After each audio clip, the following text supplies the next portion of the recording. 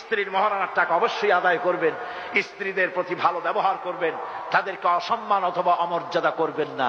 অধিকার কিন্তু সমান। অধিকার কি? বিয়ে করেছেন বলে আপনি কিন্তু নবাবজাদা নসরুল্লাহ খানের ভাইপো হয়ে যান নাই। আপনার স্ত্রী আপনার সাথে সমান অধিকার রয়েছে। চিরকাল আপনার বউ আপনার কাপড় চোপড় ধুয়েছে, আপনিও কখনো আপনার স্ত্রীর কাপড় চোপড় ধুয়ে দিন। চিরকাল আপনার স্ত্রী আপনার জন্য মশারি টানিয়েছে, আপনিও কখনো সখনো মশারিটা টানায় দিয়েন। তার খোঁজ খবর নিয়েন, ভালো খাবারের দিকে লক্ষ্য রেখেন। যেহেতু মহিলারাই পুষ্টিহীনতায় বেশি ভোগে, ঠিক কিনা? ঠিক কিনা?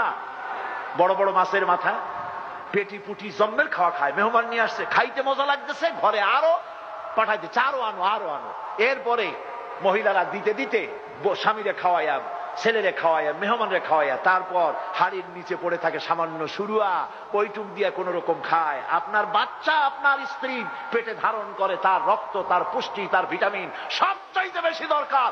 অথচ নারীরা বাংলাদেশের সবচাইতে পুষ্টিহীনতায় বেশি ভোগে।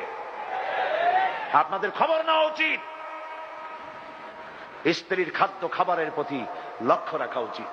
রাসূলুল্লাহর স্ত্রী হযরত আয়েশা বলেছেন, আমাদের ঘরে দৌলত ছিল না, কিন্তু ঘরটা মোহব্বত দিয়ে ভর্তি ছিল। সুবহানাল্লাহ। হযরত আয়েশা বলেন, আমি গ্লাসে পানি পান করে যে গ্লাস রেখে দিলে, গ্লাসের যেখানে আমি মুখ লাগাতাম রাসূলুল্লাহ সেই জায়গায় মুখ লাগিয়ে তিনি পানি পান করতেন। স্ত্রীদের তিনি ভালোবাসতেন।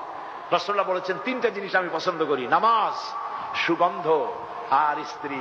সুতরাং স্ত্রীর সাথে ভালোবাসা করুন। পরের মেয়ে লোকদের সঙ্গে ভালোবাসা করলে, কুনজরে তাকালে আমলনামায় জিনার গুনাহ হবে। আর নিজের স্ত্রীকে ভালোবেসে স্বামী স্ত্রী উভয় যখন পরস্পরের হস্ত ধারণ করবে, উভয়ের সগীরা গুনাহ আল্লাহ মাফ করে দেবে। স্বামী স্ত্রীর মধ্যে মহব্বত যে সংসারে আছে, এই সংসারে এসি না থাকুক, ডিসি না থাকুক, ফ্রিজ না থাকুক, কিছু না থাকুক, ঘরটা জান্নাতের টুকরা।